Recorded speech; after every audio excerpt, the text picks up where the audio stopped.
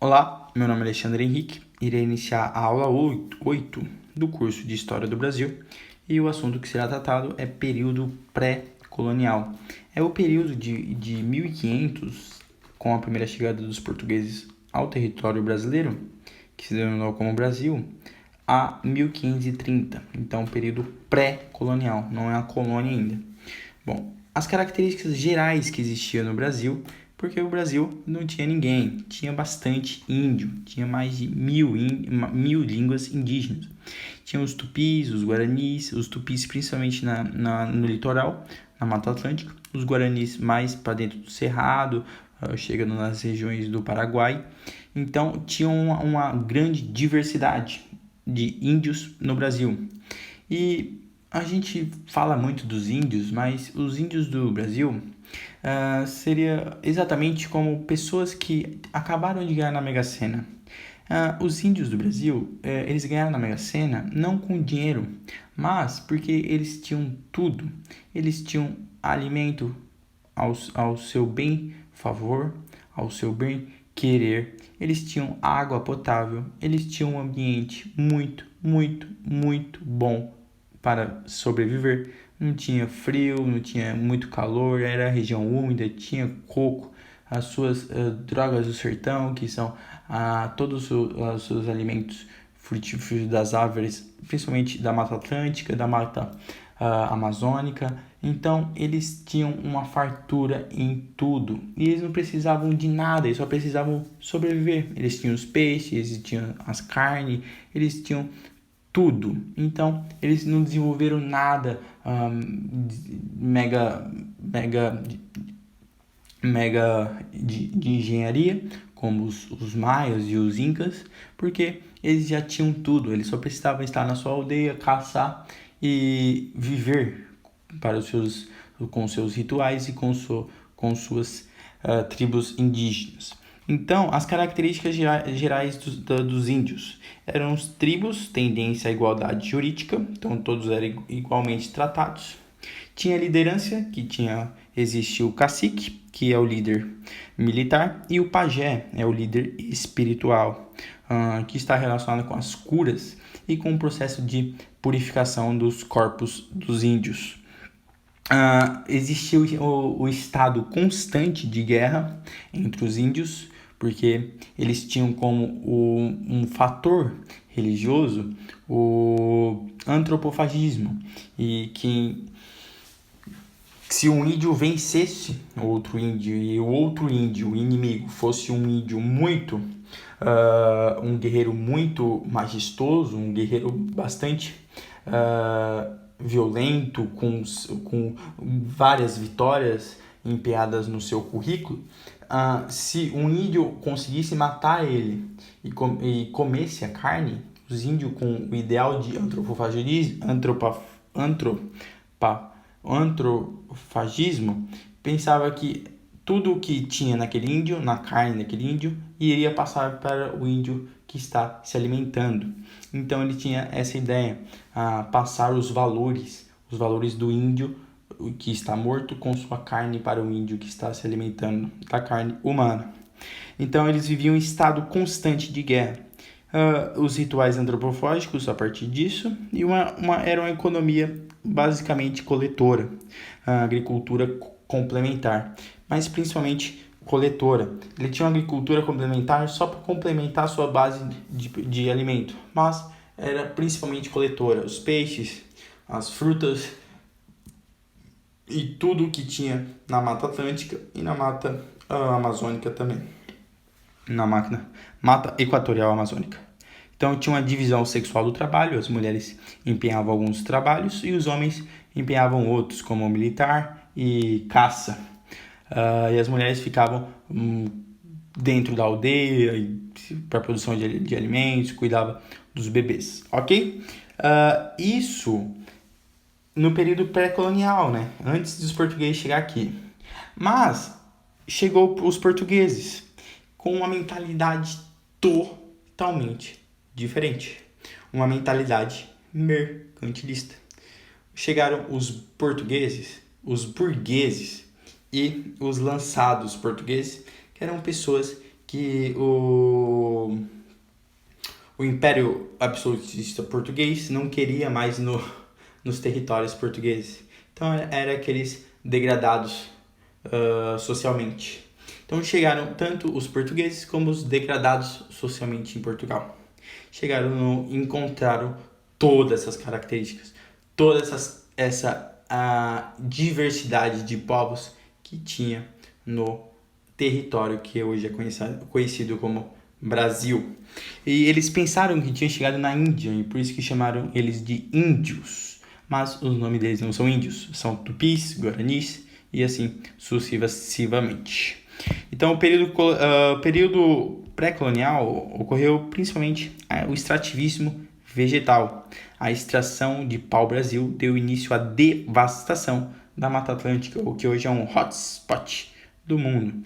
Então, o início da devastação da Mata Atlântica se iniciou com o período pré-colonial, com a exploração do pau-brasil. O pau-brasil é uma madeira nobre, excelente para a fabricação de navios, instrumentos musicais e móveis. A fabricação de tintura para o tecido, ela, com sua extração, produz uma tinta vermelha que tem um alto valor lucrativo na Europa. O pau-brasil já era comercializado entre as especiarias da Índia. Então eles tinham conhecimento do pau-brasil porque eles já pegavam isso das Índias e levavam para o mercado europeu. Então eles já sabiam que era muito lucrativo essa tinta e essa madeira para a produção de instrumentos musicais, móveis e navios que estava em ampla ascensão. Aqui está o pau-brasil, processo de tintura, sendo fabricadas as roupas vermelhas. E aqui está a bela árvore do pau-brasil, que deu o nome ao Brasil, porque foi o primeiro produto de extração vegetal. A Europa ocorria no século XVI, para o século XVII, a Reforma Protestante e a Contra-Reforma. Então, a Reforma Protestante veio para justamente contrariar todos aqueles princípios da Igreja Católica, o abuso que a Igreja Católica estava praticando com seus fiéis, com venda de perdão, com venda de objetos que eram ditos sagrados, mas que não passava apenas de uma madeira simples e qualquer, e também com adoração a imagens, e isso fez com que Lutero, em 1517, começasse uma reforma dentro da igreja, com as suas 91 teses pregadas no convento de Habsburgo, na Alemanha.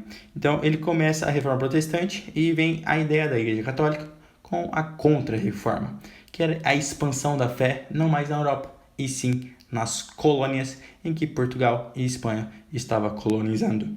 Então a Contra-Reforma vem como uma ideia que tem uma ideia bíblica, que tem como na passagem bíblica que é os cristãos é um povo eleito, portanto deve trazer todo o ideal de desenvolvimento cristão para as regiões que havia somente bárbaros, que havia somente pessoas mal intencionadas, que era nas regiões dos novas colônias portuguesas e espanholas. Então, houve um grande fluxo imigratório para a América, principalmente dos jesuítas, dos padres, dos monges, para a colonização, para o convertimento dos índios na religião cristã, trazendo a salvação de Cristo, trazendo o progresso para o Brasil.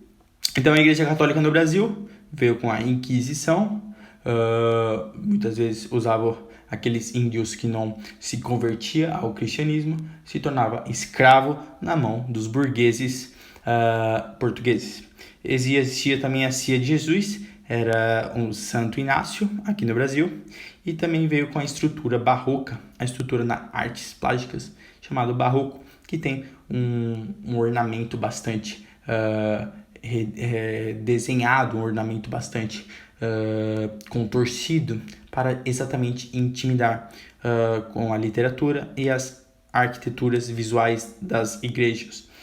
São Bento no Recife, Aleijadinho em Minas Gerais, desenvolveram igrejas bastante intimidadoras quando uma pessoa entra, e para aumentar a intensidade da conversão dos índios para a Igreja Católica. Então, aqui está o escambo e o trabalho indígena. Os portugueses chegaram e os índios não entenderam porque os portugueses quiseram trocar produtos com os índios e os portugueses começaram de início a devastação do pau-brasil. E aqui está uma charge, um presente para ti da minha terrinha, um chaveiro, tá vendo ali que é uma cruz. Então, um processo de contra-reforma, um processo de catequização dos índios, ok? E uma destruição da Mata Atlântica do início do colonialismo em Portugal, o colonialismo no Brasil, pré-colonial. Bom, a sociedade indígenas tinha os tupis, os tapuces, eram bastante uma diversidade versus o sistema colonial, mercantilista e único, né?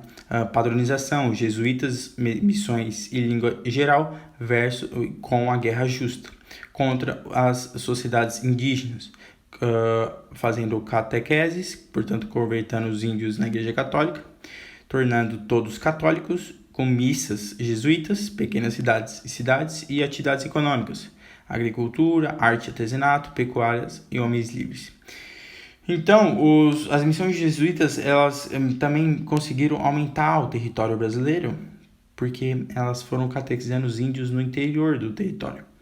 Então, conseguiram também contato com bastante produtos que não existiam em Portugal, o que aumentou ainda mais o mercantilismo.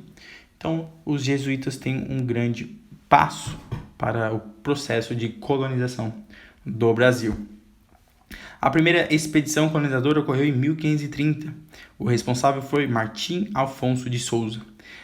O que veio nessa expedição colonizadora? A primeira, vieram famílias portuguesas, degredados, que eram pessoas que o Estado absolutista português não queria no seu território, e aventureiros, aqueles que estavam dispostos a vencer o mar, justamente aqueles burgueses que estavam querendo enriquecer rapidamente.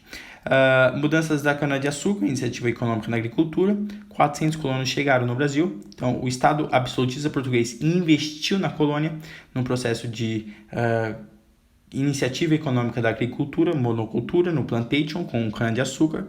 Vieram 400 colonos chegaram no Brasil.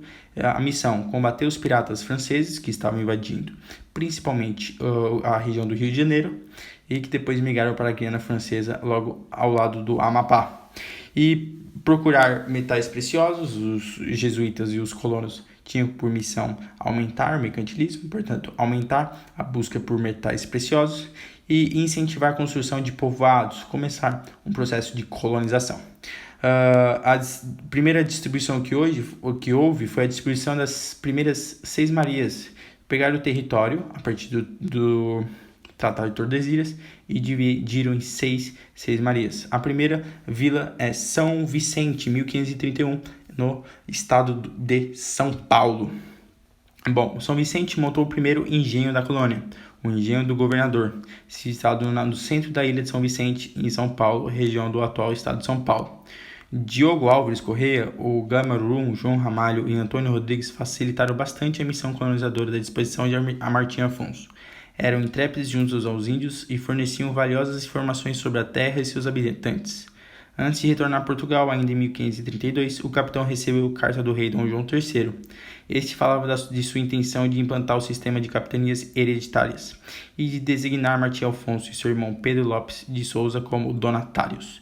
Então, as primeiras capitanias hereditárias. Aqui está representado em 1434, divisão do Brasil em capitanias hereditárias, que eram colônias próximos ao rei. Então, o rei sempre teve relação muito presente com o processo de colonização. Por quê? Mercantilismo é o grande lucro que uma colônia pode desenvolver para a metrópole. Vamos para as questões. Unesp 2012. Os laçados citados no texto eram... os laçados eram os degredados que o poder absolutista mandava para o Brasil. Então, letra E. Súditos portugueses enviados para o litoral do Brasil ou para a costa da África, geralmente como degredados, que acabaram por se tornar precursor da colonização. Letra E. 2. Unesp 2012. No processo de ocupação portuguesa no território do Brasil, as primeiras 3 décadas que se seguiram a passagem da Armada de Cabral podem ser caracterizadas como um período em que, Um período pré-colonial, né? Um período que Portugal não se dedicou regularmente à sua colonização, pois estava voltado prioritariamente para a busca de riquezas no Oriente.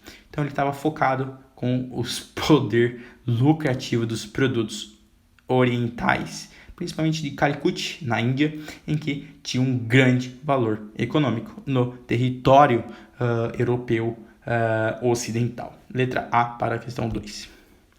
3 é aberta, vocês podem fazer. E 4, vamos para 4. O Brasil é uma criação recente. Antes da chegada dos europeus, essas terras imensas que foram nosso país tiveram sua própria história, construída ao longo de muitos séculos, de muitos milhares de anos. Uma história que a arqueologia começou a desenvolver apenas nos últimos anos. O texto acima afirma que, bom, a letra B, né? A história do que hoje chamamos Brasil começou muito antes da chegada dos europeus e conta com a distribuição de muitos povos que aqui viveram. Letra B, de bola para essa questão. Deixa o like, compartilha e até a próxima aula. Tchau!